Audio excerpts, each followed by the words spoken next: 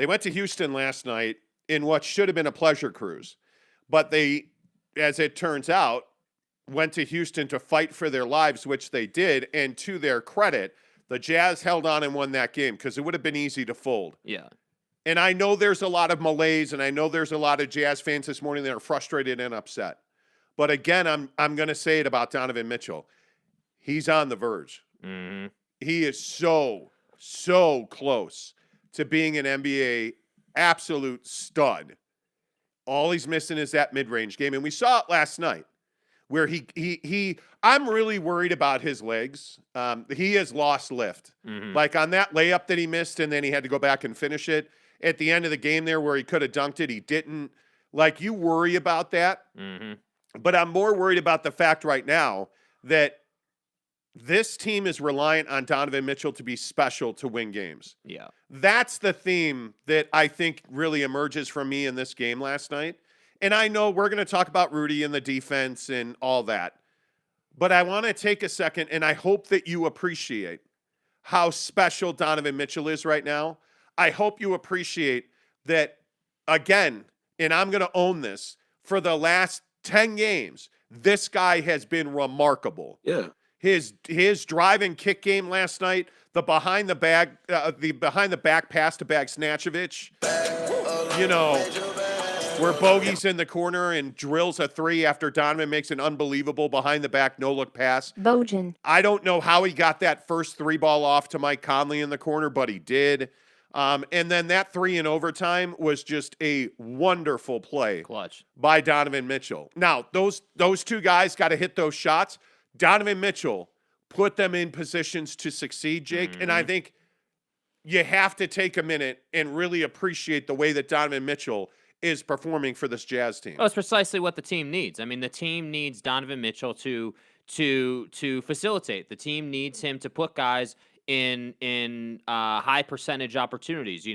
What better place for Bojan Bogdanovic to be than in the weak side corner, ready to take a wide open three? What else would you want him on this team for? That is his highest and best use. And what do you see? He makes those shots, and that's what I'm telling you. This team, again, when we talk about not running offense and they're not using guys in the right way, last night you're seeing them use guys in the right way. And what happens? The ball starts falling. And this is why I say, if Donovan can consistently figure out, depending on the opponent, of course, but if Don can figure out how to penetrate the paint and look for guys, that's going to make this team better, because instead of relying on playing the perimeter game and beating the defense with athleticism, you're going more old school with it, which I love. You're simply saying, okay, let's give the ball to our best player and let's let him make decisions. And if he makes the wrong decision, we're going to live with that because he's our best player. If he decides based on what the defense gives him that the best decision is to take the screen and pull up at the elbow for a jumper, and he misses that with the game on the line, well, that's tough shit then. Sorry for my language, but that's just what it is. We're going to have to live with that, But last night, I think you're right. I agree with you. What needs to be said is we're starting to see Donovan Mitchell figure out that, okay, if I can penetrate the paint and I can kick this thing, then I'm going to get wide open looks. Now, what I will say about that, the adjustment that this team's going to have to go through is when you play a better team, they're not going to give you that easy weak side corner pass. You're not going to have that against the best defensive teams in the league. And so what you're going to wind up doing is you're going to kick it out to the top of the key or the wing, or you're going to have to figure out another way, But last night against a bad defense in Houston, I think that was awesome to see that level of execution in the passing game. And the only other thing I'd love to see out of this team, in addition to that, is maybe swing the ball around, like get the ball moving. And I think once they get to that level again, you're going to see this team's going to continue to knock down 40% of their threes, and they're going to be tough to beat. But again, that can't happen unless you put the ball in Donovan Mitchell's hand and allow him to create for other people. Well, when you talk about get the ball moving, one of the things that really stood out to me in this game is that the Utah Jazz don't run offense, and especially in crunch time. When you saw, speaking of Donovan at the end of the game there, you were blowing up my phone about turnovers and Donovan turning the ball over. Mm-hmm. But that's exactly what I mean. The problem is that this Utah Jazz team, in the biggest moments of a game, turns into that Don and everybody else. They turn into that team where the ball stops moving. They're not running offense. Like, you're trying to burn clock. Your offense in the last minute of the game was burn clock and shoot a long three. That's not a high percentage equation. The other thing that really stands out to me about the late game decision making here is, why did you not foul? When you had 8 seconds left, you're up 3. The Rockets are inbounding the ball side out, and they're clearly looking for a 3. Why did you not foul? Daniel House has been this guy that every Jazz fan has been like, this guy's amazing, great And defender. I like him too.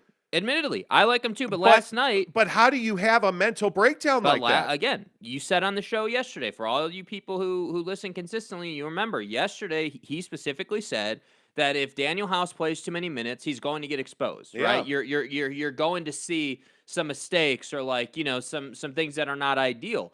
And the problem on that specific play was he wasn't the only guy that made a mental mistake. You have your second best player on the team in Rudy Gobert making a mental mistake. So not only did Daniel House not foul, right? You allow him to get away. Rudy's trying to foul in the process of getting away. Then it gets kicked to Christian Wood. Rudy fades back because that's what every big would do naturally in that situation, or like mentally. But what you got to understand is, in that situation, when the only option for the Rockets is to shoot the 3 to send it to overtime, you shouldn't be fading back. You got to push them back. Ideally, what you would have done there is you would have played a defense where all of your guys are up on the 3-point line. You wouldn't have had the mindset of, we're just going to kind of play man-up defense. The whole point is, hey, they need 3 with 8 seconds left. Yes. To send the game to overtime. They're not going to be looking for an elbow jumper. But this, and not to be redundant, yeah, Quinn Snyder said after the game, and I think Rudy talked about it after the game as well, the plan was to foul. Absolutely. The plan was to foul the Rockets and not give them the opportunity to shoot that 3. And you can see, and if you check my Twitter, the video I posted of Rudy falling back to the basket, he tries to foul and missed. Yeah. And the bigger question is, what is Daniel House doing? He is on that play like hip checking Kevin Porter Jr. Instead of fouling him and sending him to the line, you're up 3.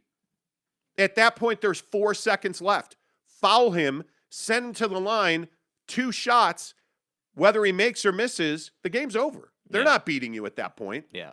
But what happened was you had multiple mental mistakes. Yes. And this is what begins to terrify you about the Utah Jazz, is that you're in a tight game against an incredibly athletic team in the Houston Rockets, who are bad. Let's make no mistake about this. Awful. They missed a dozen.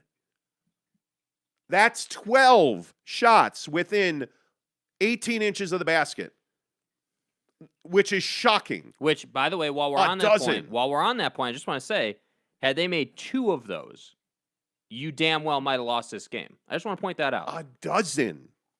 Like, that's layups. That's layups. That's little jumpers. That's a dozen. That's 24 points that they had their hands on.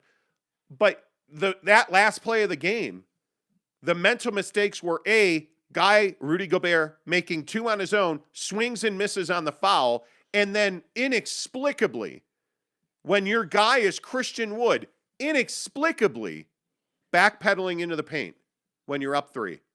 And Christian Wood had made 3s last night. Yep. It's unforgivable. I know it's habit. Yeah. You've got to know the moment. Yeah. And then Daniel House just not following the game plan. Is that Quinn's fault, or is that the House's fault? Well, I think the thing is, and I think this is a really important conversation as the playoffs approach. This team doesn't play a ton of tight games. They don't. Think about it. No, they're one of the most efficient offensive teams. They're number 1 in differential, plus-minus differential in the NBA. The Utah Jazz are number 1. This team is either winning by 10+ points, or they're losing by 10+ points. I mean, that's the way the games go. And again, the reason that's the case is because they rely on the 3 so much. So if you're having a good shooting night and you're knocking down the 3 and everything's kosher, you're probably going to beat most teams by 10, 12 points. The problem was last night, you were up 18 at one point. You got lazy. You turned it over 5 possessions in a row, and they made you pay for that. And you stop. The other thing that drives me nuts is I'm watching this game, and my wife is like, "Will you relax?" But I'm watching this game, and I'm yelling at the TV because they're not defending the 3-ball. Like, they're assuming. And again, the Rockets are shit. Like, they're just not Terrible, good. dude. They're not good. Now, they are fun to watch. But you're assuming, and correct me if I'm wrong, the Jazz were assuming that ball wasn't going in. Yeah. And I just. That's what fucking like, seriously. They shot 41% from 3 last night. I'll try to stay calm and not curse. The Houston Rockets. Green was 4 of 9 on his own. Vexes me. By the way, do you see what everybody was so excited about with him? I mean, you can see the potential in the Rockets roster, but again, they're a bad team. I think one thing I do want to say is if you're a Jazz fan this morning, I don't want to hear, hey, we can't beat bad teams.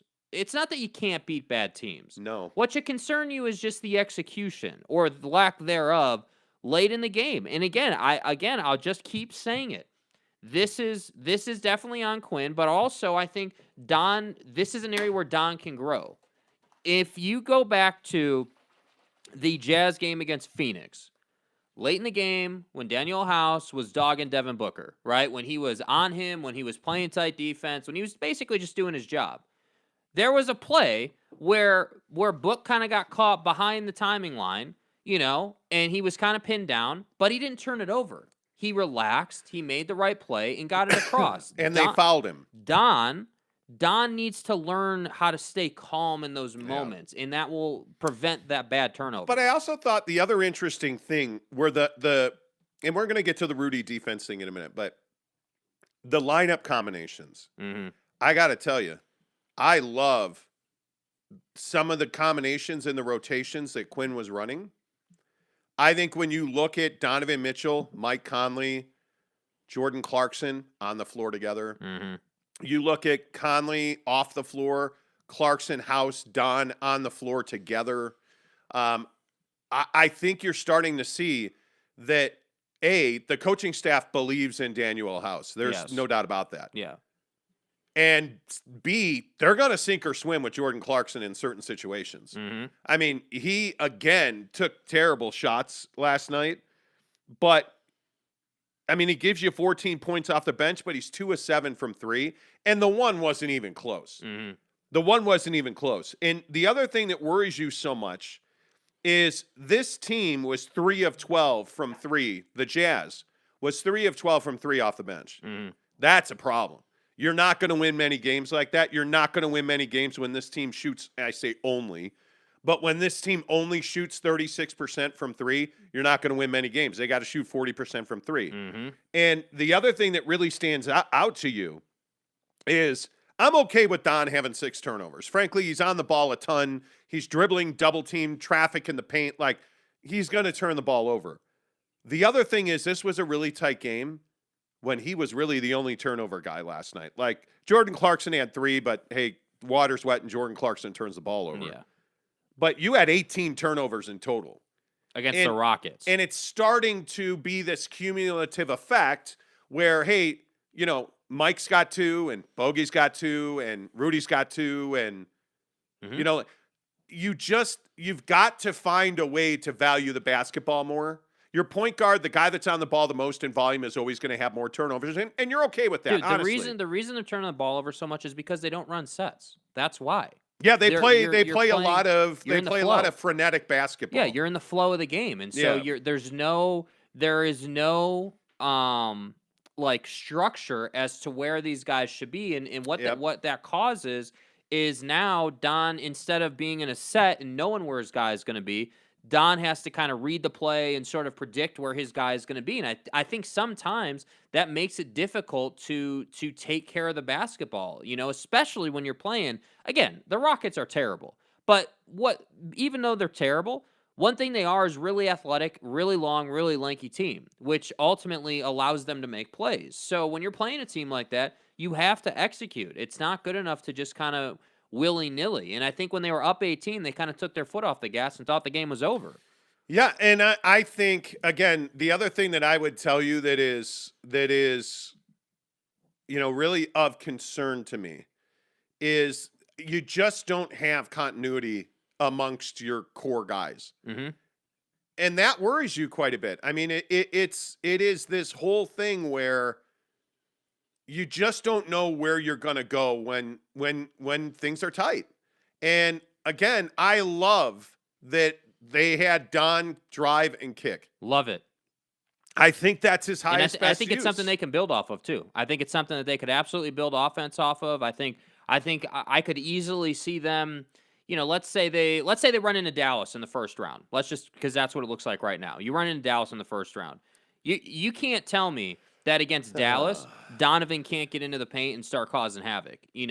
And I also think that when you start swinging the ball around and moving the ball and getting the defense to move, I'm telling you, if they can get those wide open looks, that is really like more impactful to this team than it is to other teams because you have guys on this team that can really knock it down from three. Yes. And when they're open, that is a high percentage look. When Bogey is open in the corner, you expect it to go in. So I just think if I'm Quinn, I'm sitting here saying I want my guys. It's kind of like on a soccer field where you're playing zones on the field, right? Basically, if I'm Bojan Bogdanovic, if I'm coaching him, I'm saying, okay, you either need to be in the corner on most of our offensive possessions or like on the 3-quarter wing in that general area of the floor and get yourself open and be an option for Donovan Mitchell. And he did that last night, and that's why you see him shooting well. I also think Mike Conley, if Mike Conley makes 4 or 5 threes a game, the Jazz are incredibly difficult to beat. On the nights when he doesn't make anything, they are very easy to beat. Those extra 15 out of Mike are crucial for this team to win. Yeah, and I think it's just a matter of, and what's the right way to say this? I think it's just a matter of time before you figure this out. And the other thing that I want to say about this is another example of where, hey man, we got Rudy Gay and we have Hassan and we can play small ball. No. Only you can't. Yeah. This is another example where small ball killed the Jazz because this Rockets team on a daily basis is not a big team. Christian Wood is not a traditional center. And they don't have anybody in the middle that should scare you in any way, shape, or form. And yet Rudy has 12 dunks, I think, or something? Yeah. He has a ton of dunks in this game. 30 and 17. And you lost. Essentially because you wind up in overtime because you get taken apart defensively by a small ball lineup. Yeah. Right? So you lost that 18-point lead. You lost your ability to execute. You lost your ability to defend because of this small ball thing. And again, I'll just say, no Eric Paschall last night. Don't know why. It's surprising. That would have been an ideal position to use him. It's surprising. And I don't understand it. Like, the thing that stands out to me is you have all these creative rotations.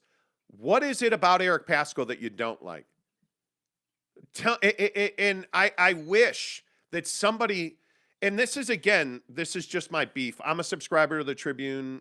It is what it is. Explain to me why nobody's asking, hey, what is it that Eric Paschall isn't doing in a game like this?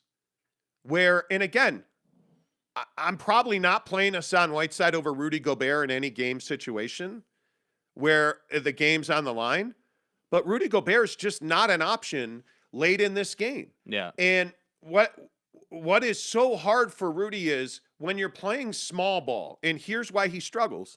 When you play small ball, you're playing at a really high pace. Track meet. Why is Rudy Gobert able to compete against the Phoenix Suns? Because they play a slower, methodical style of basketball, right?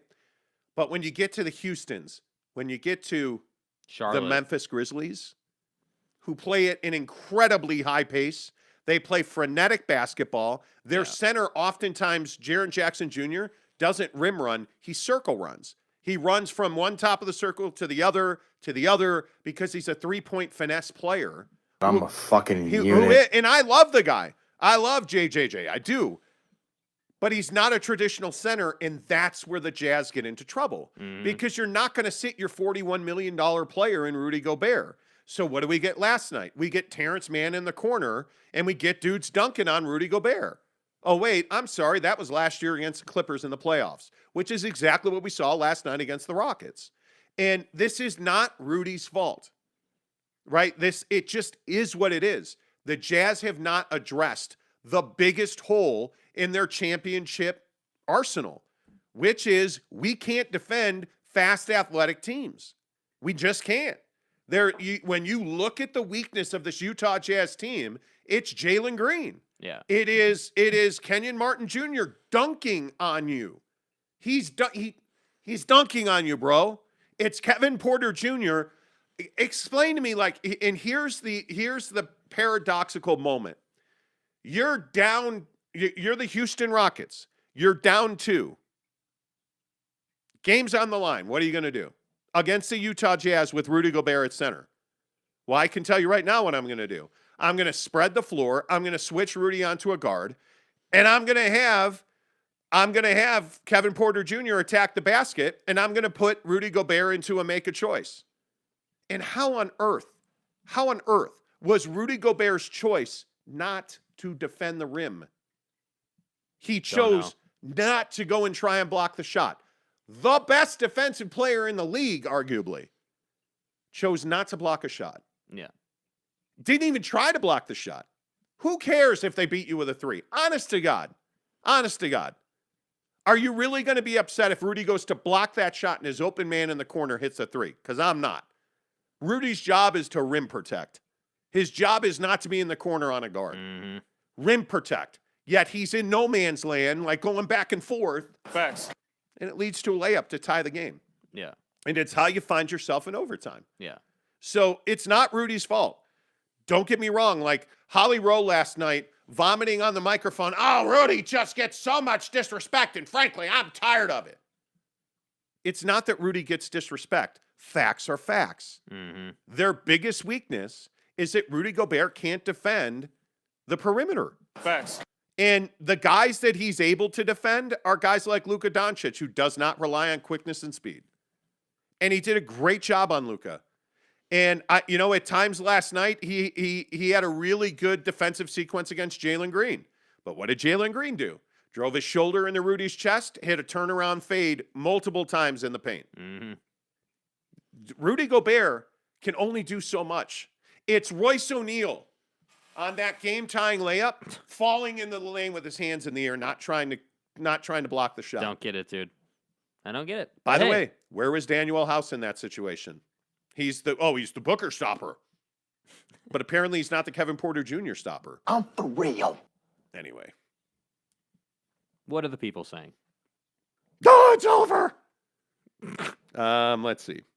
What are the people saying? Let's go. Funky Orion says Jazz almost fell to the Rockets, getting blown up. Their big lead equals what happened there. Truth. Cody Strickland says, good morning, guys. Love to watch an intense game like that, just not with a rebuild team. Well, this is a code 10 abort. You ain't wrong. You are not wrong. Tanner says too many Tangerine Twitter machine comments, I guess, is why he got reported. Apparently. I don't know, dude. The Nye guy says Tanner was in the clink. He was. Yeah. He was. Eric C., what's up, my man? Good to see you. Nye guy says Quinn. Ugh. Rudy Sanchez says another blown lead, but glad to get the W at least. Well, and that's another talking point on this team. Like, the Jazz have not shown an ability to close games. No. And it doesn't matter who they're playing. The Lakers, the Rockets, your mom. Dude, you were up, what were they up, 10 with 5 minutes to go? I mean, you had a lead. Stop defending the 3. Scott Howard, what's up? He goes, when the FM I don't care shirts for on sale, casuals. Yeah, there you go.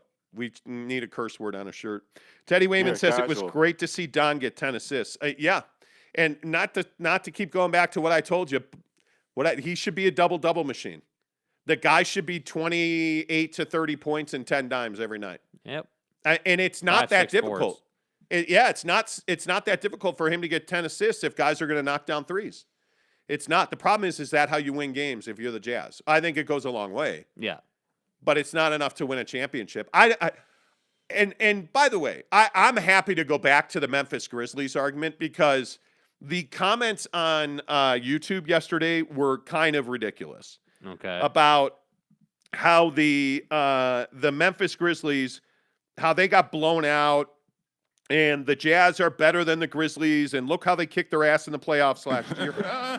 I'm just asking you, do you think that the Memphis Grizzlies are standing still? No. Do you think that they much better, dude? Haven't gotten better? Listen, if you think that Ja Morant isn't out to kill people in the playoffs this year, I don't know what you've been watching. Yeah, the dude is out for blood. Like, I don't understand it, Yeah. and I know that a lot of people, and now of course I can't find that comment, but there were a lot of people yesterday talking about how, you just can't. How do I put this gently? You can't assume that you're better than somebody. Yeah. Because I'm telling you, Ja Morant's playing at a stupid high level.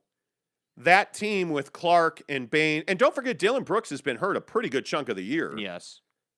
I mean, they're getting better. Guys are starting to come back now. Kevin Durant's coming back for the Nets tonight. Mm-hmm. You're looking at what James Harden is doing for Tyrese Maxey. I'm telling you, Philly's championship level good. Yeah. I mean, if they all stay healthy, and if James Harden continues to put Tyrese Maxey in those, did you watch any? And it was on with the Jazz game last night, but watching the way that James Harden has elevated Tyrese Maxey's game, it's ridiculous. There's so much attention being paid to Joel Embiid, and Tyrese Maxey's going to kill you. Yeah. He is going to kill you. That's the big thing. He wants to. Yeah. Tanner says it's strange. Last year, the Jazz did a good job moving the ball, running an offense. This year, not so much. I think it's because they have less three-point shooters now. Well, but do you have less three-point shooters now? I mean, like, who's taking the Joe Ingles minutes? And it was interesting last night. You were talking about how they're ramping up Mike Conley's minutes. Yeah. Why? It's too soon. Why? In my opinion, it's too soon. I don't understand why you would do that at all. I look at Mike Conley as a guy that is a must-have. If those two three-pointers he hit last night didn't show you that, Mike Conley's a must-have for this team. Yeah. He's not, because you did nothing else around them, Mike Conley's not optional at this point. And they really haven't replaced Joe Ingles' minutes. Daniel House really is the guy taking those minutes. If you think about it, I mean, like, you saw very little bench last night. If you think about it, we talked about, the fact that they didn't hit many threes. Pascal, Nickeil Alexander-Walker didn't play. Trent Forrest only played 10 minutes, didn't take a shot, and was a -4. Like, that is, you look at these numbers, Hassan Whiteside last night plays 15 minutes. He gives you 4 points, 4 fouls, a turnover, a steal, and 4 rebounds. Like, you got almost nothing out of Hassan Whiteside last night. Yeah, you didn't really play your bench. And I know people are like, oh, but he dunked out, and he's dunking it. Dunks are great. I like dunks. Dunks are neat. Yeah. Rudy had 57 dunks last night, right? 27 points, 17 rebounds, dominant player. Well, where was he when the game was on the line? Not where he should have been. He wasn't dunking. He wasn't, Rudy Gobert, he shot an air ball on a layup last night. Did anybody notice that? Rudy Gobert gets a rebound on the baseline, shoots an air ball, catches the air ball, lays it in, no call. Like, it's remarkable. Yeah, anyway. And Bowler even joked about it, which I was a little surprised about. He's like, wow, Rudy, a shot that wasn't a dunk. He used the glass. And Holly Rowe, of course, goes, well, that's why he's developing. He's awesome. Are we clear on that? Shut up. Yeah, she is a I homer can't if do it. I've ever. I can't do it. It's painful. And I have NBA League Pass, and living here in Salt Lake City, of course, we don't have a TV carrier. The Jazz are on, like, some Denver station. Stop. No, it's not dial-up. We just are in the dark ages when it comes to TV in this town. But the Jazz are on, like, AT&T Sportsnet. Which means, it real. Yeah, which means we get to watch the opponent's broadcast as well on the League Pass. Let's go. Houston's terrible at broadcasting games. Awful. But I can tell you right now, 9 nights out of 10, I'm watching the opponent broadcast, and last night validated the reason why. Yeah. Like, I love Thurl Bailey. I think he's very smart, and I like his analysis. Holly Rowe, and I like her on football. I like her on ESPN. She's brutal on the Jazz games. Sorry if you're offended by that. Yeah, like, and I know that's uncouth, and she's from Utah. She's a hometown girl. She came back home to vomit on the mic. Like, that's all. Yeah, that's all great. She's terrible. I can't listen. She's talking about how Rudy's an elite offensive player, and Bowler being Bowler, and talking about Bowler being Bowler. Bowler talking about how, Rudy's the most dominant offensive player since Shaquille O'Neal. And it's like, shut up, man. Are you kidding me? Like, they're sitting there last night legit comparing Rudy Gobert to Shaquille O'Neal. Not close.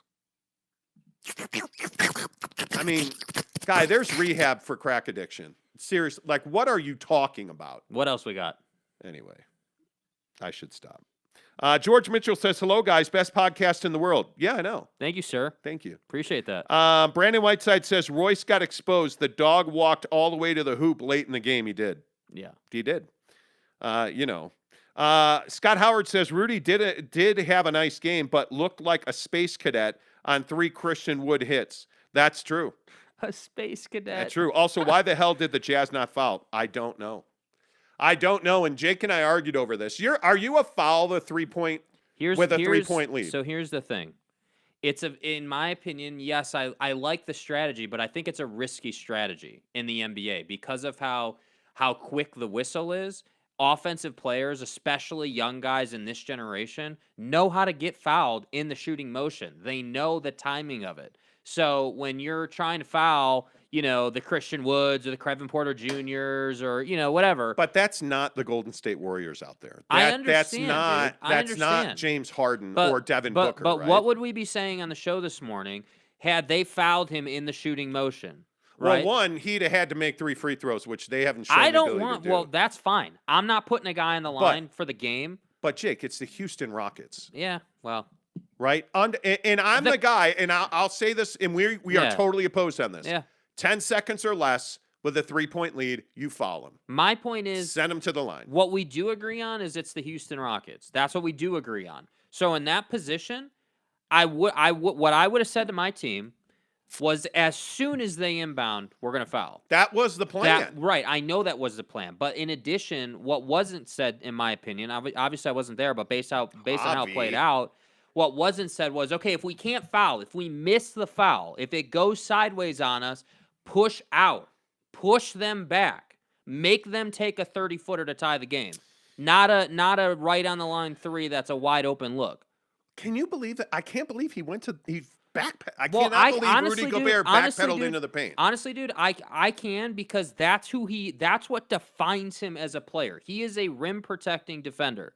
So mentally, in the heat of the game, his instincts are going to pull him back. Now, I agree with you. Hey, you got to know the situation. You got to know, hey, if we don't get the foul, they need 3. Push out, Like that, so that's the part of it where I'm like, hey, I don't think that as a team they were on the same page about the fact that, like if you're Rudy, you should never go running to the weak side wing ever. That cannot happen in any set or any situation. So if you're Rudy Gobert in that situation, the heady basketball play would have been to let him go, let House take him, and come back to Christian Wood. But are you at all concerned about Rudy's? And again, I think he played, and this is going to sound crazy, but just go with me for a minute. I think Rudy Gobert had a better game against the Suns than he had against the Rockets.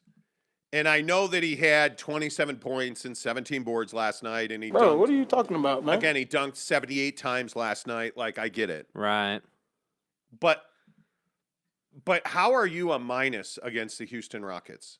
Because you're not making good decisions. That's why. And the other thing that stands out to me is, and I have to go back and look at what the box was, but I'm pretty sure he was a negative.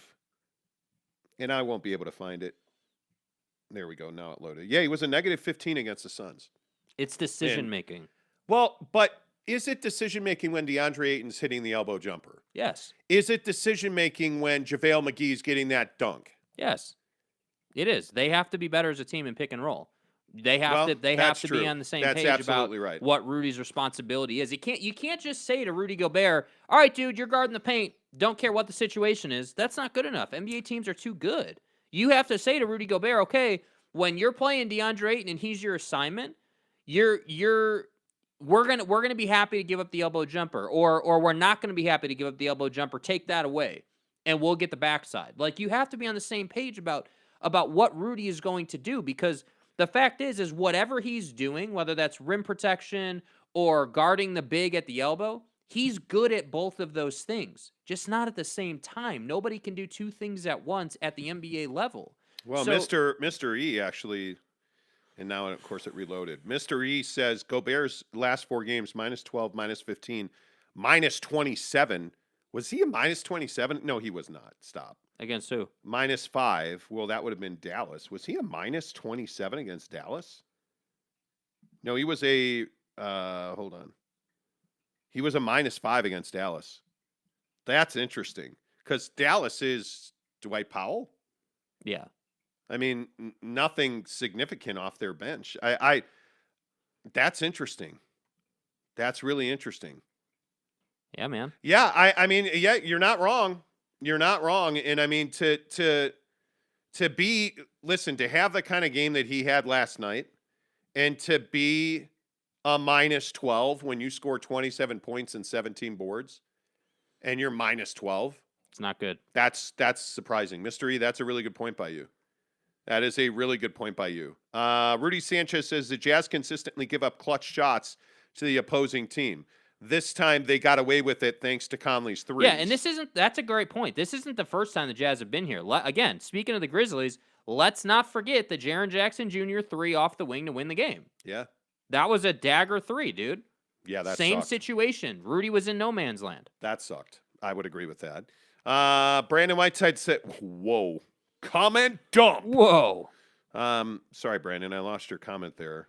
Brandon Whiteside says there was a play where Book ripped through House, and it should have been an offensive foul. No, it shouldn't have been an offensive foul. Actually. Just over the 3-point line, or just over the half-court line. Yep. The problem is Daniel House is standing like this. Watch the play. We watched it repeatedly. We were watching the game together. Let me ask you this. You're guarding a guy you know is good at drawing fouls. A lethal scorer and a lethal offensive player. Like what? 45 feet from the basket? 43 feet from the basket? Why are you hip to hip with him there? Yeah. A. B. Why do you have your hand extended? And all Devin Booker did, and if you go and watch the replay, Dev just went straight up. And what happened was Daniel House's arm went back into his face. The replay showed Devin Booker's elbow never hit him in the face. And they're going to call that every single time on House versus Devin Booker. And why? Because Devin's a three-point shooter. He's got a reputation. Oh, by the way, he treats the officials pretty well, I would point out. But he gets he gets that call because he's going up for a 3. Yeah, by the book, it's not even close to an offensive foul. No, it is going called up to shoot. Yeah, it's called by the book. There's no doubt about Yeah. that. By the way, why on earth are you reviewing that play with Mike Conley last night? That was one of the dumbest things I've ever seen. There's a couple of things that stand out as far as the officials go last night. The play you reviewed on Conley at the end of the first half with whatever it was, a 13-point lead or whatever it was. You have a huge lead with 30 seconds to go in the first half. You're reviewing a call Quinn in Houston? only reviewed that because Mike Conley waved his hand and was so adamant that it wasn't a foul, even though it was clearly a foul. It was a foul all day Yeah, long. Clearly. All day long. So you gave up your challenge there, which is dumb, Yeah. right? But then the Rudy Gobert technical foul with Quinn Snyder thing, that was a dive. Rudy dove. Was it a foul? Yeah, it was probably a foul. Should they have blown the whistle? Yeah. But this is the Rudy Gobert relationship with the official thing. Yep. You can't he was not projected, thrown onto the floor by a forearm shiv. Holly This wasn't Rowe. Jokic on Crowder. Yeah, okay? Holly Rowe is like, oh, that's a forearm shiv in the back. It was not a forearm shiv in the back. I understand why Quinn got a technical foul. I was happy he did it. But Rudy Gobert can't be yelling at the official there because he dove, and he knew he dove. Yeah. Anyway, I digress. K. Nurin, what's up? If you don't play defense, most times losing happens. Thank you. That is good. Is that true? Are you sure? Play team offense and defense or lose games. That's the facts. You've got to run offense. There's no doubt about that. Av Lee says, hey, guys, good to see you. I was very worried with this game. Is there anything wrong with Pascal? Don't think so. I don't know, but nobody's asking that question. Scott Howard says Vernon Maxwell was about to get his Twitter troll on last night. Oh, you know he would have. Tanner Plummer says, once again, Pascal needs more minutes. The Nye Guy says, Tanner, I agree. Mr. E says, any Jazz media that asked Quinn about Eric Pascal? Not that I've seen. Nope. James Knight says, great game by Rudy Gobert last night. Yeah, it was. I mean, you would expect. You had a great game outside of those last 5 minutes. Again, in the crunch time portion of the game is really where most of this conversation's coming from. Yeah. The rest of the game, he was I mean, honestly, dude, Rudy was dominating them on the glass. I mean, there were like 4 or 5 times where he didn't even have to jump, and he got the rebound and just put it back. I mean, he was dominating. I agree. Yeah. And Garcia says, morning, Merca. Didn't Rudy get bashed against the Clippers last playoffs for wanting to stick to rim protection and expecting his team to rotate? He did. Yeah. He did. And the other thing that we saw last night that I thought was very interesting was that Bojan Bogdanović, I don't know what he was frustrated about, but he turned and he was like yelling at Royce O'Neal. And I think you're starting to see that I'm good looking. I'm really intelligent. Not only do I work out, but I'm a sex machine. And yeah. Wow. And wow. yeah, truth. Wow. And I've been right about Royce O'Neal all along.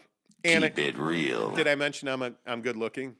Royce O'Neal has not been an elite defender in 2 years. And the hype is finally, bearing out. Facts. Like I was really surprised. I even asked last night, like, where is Daniel House? Mm-hmm. What happened to Daniel House late in games? Quentin Snyder makes an adjustment. Like, that was a little surprising to me. Yeah. A little surprising. George Mitchell says, Houston bench points was 37. When Houston scored 46 points in the paint, it's terrible. Well, and it's a lot of that was late third, fourth quarter, because they very clearly hit a switch and just started pulling Rudy away from the basket. And when they go small ball, so let me ask you this. Has the Rudy Gay signing been a disappointment? Yes.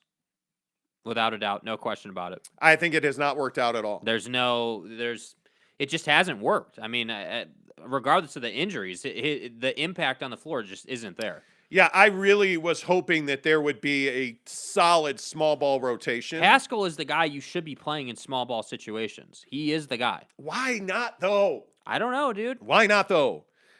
Tanner says Holly needs to be canned. She's so annoying. I don't think you fire people. Hey, guys. People are saying good morning. Eric and Raleigh, good morning to you. Jeff Johnson says good morning, boys. Good morning, Jeff Johnson. Hey, guys. Good morning, Mary Ellen. Good morning, Ted. Good morning, Steve. Hey, guys. Hey, good Hey, morning. guys. Hey, Hey, guys. coffee hot yet? Jeff, I was a casual yesterday and slept in, but glad to be here today. Good to see you, casual. Jeff. We appreciate you. Liberty returns. Is that on your birth certificate, sir? Hopefully Ainge is teaching Quinn how to coach. Hopefully. Mesh, if water isn't wet and Mike Conley is healthy in the playoffs, if water's dry, if water's not wet and Mike Conley's healthy in the playoffs, do you guys think he can be one of our closers? I don't see how he's not. Dude, no. Nope. What do you mean, Nope. no? He's not athletic enough anymore, dude. Against the Grizzlies, A, they're more physical than you, and B, they're faster. Against the Mavericks, yes. He can be a closer, yes. But I'm telling you, there's going to come a point where Mike Conley's lack of speed and lack of athleticism is going to come back. I mean, that's just something you're going to have to deal with. And the one thing I will say is I would like to see more situations where it's Conley and Gobert in the pick and roll. Yeah. I mean, that very clearly is Rudy's highest best use. Now, what did you tell me last night? Well, Rudy's not going to get, a clear runway to the basket. Yeah, I mean, how many times did he have teams, he might as well have had like an airstrip to the rim. Dude. That one where he had like 2.5 steps and he just threw it down. Yeah, you're not going to get that routinely, but Mike Conley's the only guy that he's got that clear chemistry with. Yeah.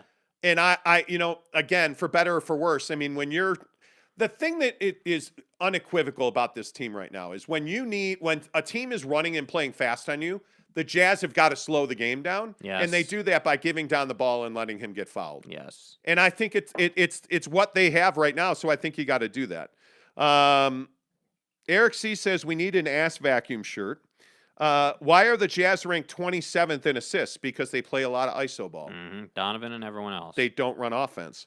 Kay Nurin says, yes, Don, passing the ball to open man will win games. The 76ers are playing great team ball. Hell yeah, they are.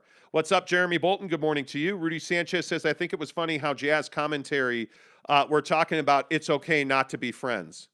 Well, yeah, that's, for everybody who said, you guys are casuals, you're making this shit up. You don't have sourcing. Rudy Gobert and Donovan Mitchell are never going to be casual. Anything other than teammates. And you don't have to be friends to win. Never. You just have to have offensive ability that's not dunking the ball. Never. And again, everybody in the NBA outside of Steph Curry can dunk. And I'm kind of wondering about Donovan Mitchell at times. But everybody in the NBA can dunk. Yeah. That doesn't make you a good offensive player. Rudy Gobert is 7 feet tall. He should be able to dunk. He should be the NBA's leading rebounder. He should be one of the best shot blockers in the NBA. He should be one of the best adjustment players at defense because his arms are 30 feet long. I'm going to say this again. That doesn't make him a great offensive player. Yeah. And much to Holly Rowe's chagrin, he's not a great offensive player. Yeah. You win games by closing teams out. They should have gone to the fourth quarter with 35-point lead, and they didn't. And so you wind up in these situations like you found yourself in the Clipper series where you're in a tight game late, and they're going to pick on your scabs, dude. Yeah. And the Jazz scab is small ball lineups that Rudy can't defend. He doesn't have a place in that game. It is what it is. Matt Harpering was annoying, but at least he was objective. I actually liked Harp. I know I'm probably the only one. I actually liked Matt Harpering. I thought I like a guy, or a commentator, because I think women, a good friend of mine, Kate Scott, is the play-by-play announcer for the Philadelphia 76ers, and she does a great job. Yeah. Women in basketball is not the problem. It's commentators, and the thing that I have issue with Holly Rowe is that when she's doing Jazz games, she is over the top a homer. She is Craig Bolerjack with a vagina. It's incredible to me that she's comparing Rudy Gobert to Shaquille O'Neal. Yeah. Stop fucking doing that. Yeah, it's not close. I watched every game, essentially, that Shaq played for the Lakers. That guy could shoot the ball. That guy could dunk the ball. That guy had a reverse layup. Shaquille O'Neal is one of the best offensive centers ever. Yeah. Not because he dunked, because he could finish without dunking. Yeah. Please. I'm sorry if you're offended by that. I'll even go as far as to say, yeah, he's a better defender than Shaq was. But in today's NBA, big men that can't shoot are almost useless in the fourth quarter. It is what it is. Anyway, cool. CJ So Cool Jr. says, no, they didn't get exposed. They beat a young, fast, athletic team. The Jazz adjusting because defense been stout. Collectively, the Jazz are playing well at the right time. Why other teams are falling? Okay, so I want to say it was Whiteside. Somebody yesterday was like, oh, the Suns are plummeting. They're 7 games up. It's not close.